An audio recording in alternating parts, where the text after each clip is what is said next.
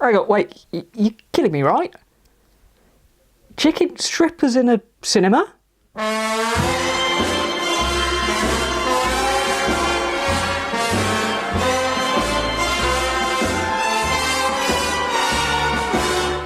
Consider me interested.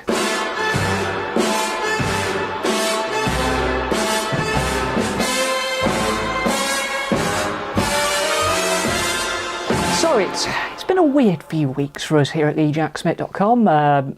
As I film this, you lot have just seen episode 3. It's kind of crazy how production schedules on this work. It never really works out for me, really. But I've just had a few weeks off from reviewing, and, well, tonight was my big return, in a way. So yeah, I've had 4 weeks off. I needed it. And also, that does explain why the set looks a little bit different.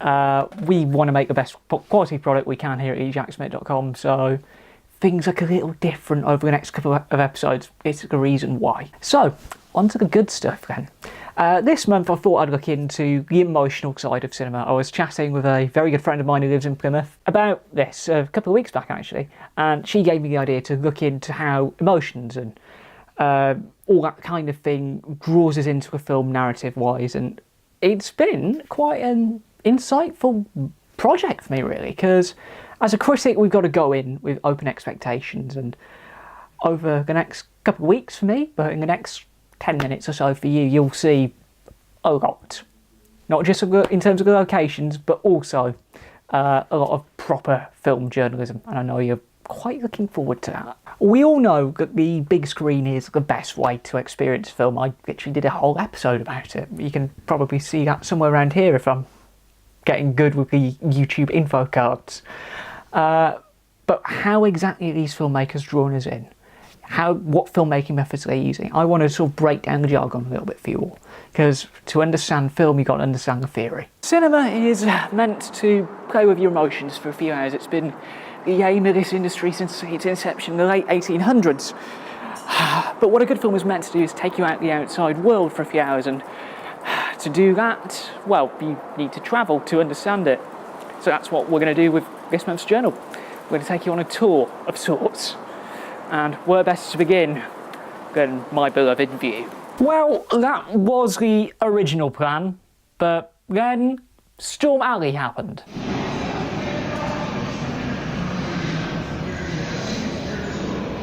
So I decided to do the next best thing. Go home, wait for it to all blow over, and oh yeah, have a pint at the Winchester. No jokes. It was time to get these links shot back at Smit HQ. Oh, dramatic day. It isn't just about the seats, the gimmicks, the sound, stuff like 3D, and even 4D things like certain chains are introducing. But what I see in a good film is what I call the Holy Trinity. A good script, a visionary direction, and, well, some top-class performances. And a director who's been able to achieve all three on pretty much every film he's made thus far is, well, a certain Christopher Nolan. Even from his first film, Following, which was shot on a shoestring budget in 1997, he's gone on to really pioneer what cinema can be. With films like Memento, a film all about memory, to Insomnia, and, of course, the Dark Knight trilogy. Right up to his more recent works like Dunkirk, which was my joint film of the year with a film that also happened to do things really well, but on a fraction of the budget. There's your shout out, Ed. But my perfect example of what a good film is, well, Interstellar, believe it or not. While it wasn't one of his more commercial successes, Interstellar had the makings of a great science fiction film, especially with a plot more geared around the theme of parenthood rather than scientific theory. And yes, I know Kip Thorne worked on the film to provide a lot of the more credible stuff, but Nolan wanted to do something different. He wanted to do something a lot more personal, something that harked back to what made audiences go to the cinema in the first place, the link with personal themes and effects, and a plethora of details that brought a big link between Hollywood's past and Hollywood's future. I mean, who didn't spot the references to 2001: A Space Odyssey in that film? They didn't call it the ultimate trip for nothing. Inception is another incredible example of what a good film can be. It may look confusing to some, but at its core, it's a conventional blockbuster with a very linear narrative. What made things confusing was the actual themes of the film. A dream within a dream within a dream. Typical Nolan. That's why it's such a great film. It is a hallmark. He always messes with time and place and themes and all that beautiful stuff. It's one of the reasons why he's one of Hollywood's greatest. It put him on the map after rejuvenating what was, at the time, quite a ancient Batman franchise. Even comedy films can manipulate us in ways that we can't imagine, and this is one of the many reasons why I use what one of the gods of this industry, Mark Kermode. You stinkingly wealthy consumerist dripping with gold shoes, blah blah blah. Calls the 6 laugh test. Now, quick side note, and this is going to be quite a good thing for my uni lot. If you haven't watched Secrets of Cinema on BBC iPlayer, and this is for UK viewers only, get on it as soon as possible, because if you study any form of film, whether it's college, university, or even at school, you will learn a lot about the filmmaking process. It's going to be in the link dump below, so have a look down there. There's always some good stuff, including social media links. Why not? This is the reason why something like Game Night made my top 10 list last episode, because it got the humour just perfect. It's got to be pioneering, it's got to be engaging, it's got to be fresh, and it's got to make me laugh, most importantly. And if a good comedy makes you laugh, then, well, mission accomplished for the filmmakers. However, comedy in the mid-70s was particularly interesting, especially with what the lads at Monty Python did back in the day. Just look at what they got away with in Life of Brian, Meaning of Life, and of course the infamous Holy Grail. Yes, it was offensive. Yes, it was very sweary. But it worked, and it's still funny today.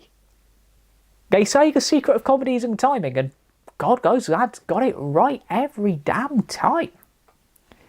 I mean, just look at Life of Brian. Well, before it got banned. Life's a piece of shit when you look at it. And on the other side of the spectrum, you've got comedy films that just don't work at all.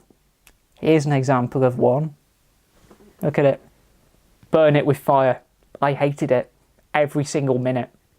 And I paid £8.49 to watch it. Yes, it's weird. Especially the dirtier, not suitable for YouTube kind of humour these films seem to purvey. From the whole debacle of Lord Farquaad in Shrek. I am Lord Farquaad. Lord Farquaad? Farquaad. Do you think maybe he's compensating for something? To the joke that kept me entertained for most of my childhood in the 2005 underrated DreamWorks classic, Madagascar. Oh, sugar honey iced tea. It's even there in the films we see nowadays. One of the main jokes in Inside Out was based around a character who learnt the curse words that many kids use nowadays. Can I say that curse word now? But that's more due to the trends of today's parenting than anything else. And there's even the, well, where do I even begin on the so-called joke that Show Dogs had early in the year? It's payback time. Wait, what? Seriously, there isn't much to say aside from it isn't PG in any way, and, well, it just reeks of absolutely one thing, doesn't it? I smell bullsmit. Films are meant to engage and question our perception of the world around us. It's one of the pillars of this great industry. Yes, it's escapism. It's a good form of escapism at that. But coming from the intellectual side of things, it's hard not to get into the academic elements of this, well, I would use fantastic, but also quite a complex industry. No genre is perfect, but a good film lets you get immersed. A good film gets you get emotionally involved, and a good film ultimately gets you thinking. Not just in the cinema itself, but long after you've left. And That's one of the many things I judge a film on. Not just whether the performance is good, whether the direction is fantastic, but also if the film is memorable. And believe me, after many years looking at not just the new releases that you read on the blog every week, but also many, many, many years of looking at classic cinema from the late 1930s to the German Expressionism to the Italian Neo-Realism and French New Wave movements. Yeah, it's the same principles apply. It's easy to form opinions on what you see on the silver screen based on the trailers and all the promotional material, and The Happy Time Murders is an example of that. I wanted to enjoy it because it's my sort of film, taking a twisted thing and adding it to the most innocent kids' products of all time. Yes, Muppets and 15 Certificate do not mix. If you've read the review, you know why. Our opinions are literally spun by the films that we watch, whether it's mainstream or independent. Film is one of those rare forms of media that's able to unite people for a good few hours in a darkened room. It's one of the USPs of this form of medium. But when it comes to the casual cinema going, they know a little bit too much about the films that they're seeing. They know the stars, they know the directors, they know the script writers, and that's ultimately dampening their expectations on many films. But cinema still has the power to surprise in many, many ways. And, well, I'm quite passionate about film, so I've got a lot of knowledge about this industry. But not everyone has the same amount of knowledge as a die-hard film fan. And even when you don't know exactly what film you're going to see, it's easy to get hooked in and drawn into the narrative. That handily brings me to a bit of pressing I never thought I'd ever show on this journal. It is that time once again where the great men and women of TheJackSmit.com gather together at a nondescript rival.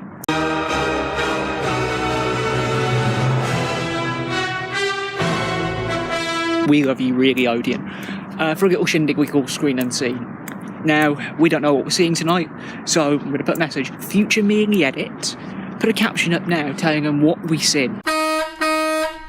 Was it good? Well, we'll have to read the blog to find out. The mystery of nights like Screen Unseen adds to the intrigue a little bit, because not knowing anything about what you're going to see removes any idea of expectations. And in the case of films like American Animals, I, Tonya, Shape of Water, which are films that played on Screen Unseen, you might want to look into it. Not acting as an advert, I'm not being paid to say this or anything like that. Not yet, anyway. It added to my enjoyment of the films. You can get drawn in a little bit deeper, you can get engaged a little bit more, and knowing that you're seeing a good film means you can get a little bit more involved, and it makes our job as a critic a lot easier. Yes, seeing films on 10 minutes of preparation is a challenge, but it adds to the fun of the job. And it also means that when you know a film's crap, you can rant about it a lot easier. It makes our job that little bit more entertaining, because it lowers our guard, it removes all preconceptions, and ultimately it's a fun night. Especially when you're with the great men and women of the blog. At the end of the day, it's our job as film critics to rip apart each frame of every film that we see and tell you whether they're good or not. But a lot of us, well, a lot of us go a little bit deeper. That actually reminds me, it is that time once again, folks. Uni is calling. And you'll be seeing a lot of what I get up to at UCLan on this journal, actually. You'll be getting a little insight into what film, media and popular culture is like. So you will want to hit the subscribe button, you'll want to hit the bell icon to stay notified. Because we're only just getting started here. But now I've got to go off and have a look at this pop-up cinema that's powered by bikes that the Students' Union are doing. Seriously, the big screen does do some weird things. Oh, hello again. Well, This is our very first post-credit scene, I guess. This is a very much a community-driven series, and I want you, the viewer, to be a key part of what we do here at TheJackSmit.com. So we are now open to suggestions for things we can feature. So if you've got any ideas, you can drop them in the comments below, whether you're watching on phone, tablet, desktop, all that sort of thing. But we also have an email address. So if you've got anything, any ideas, any potential films you want us to look at for the blog, you can email them to us at journal@TheJackSmit.com. Keep it PG, remember. We are very much a family blog, and we don't want to get demonetized. Either way, we'll see you next month for episode 5 of the Journal. God, we're getting good at this.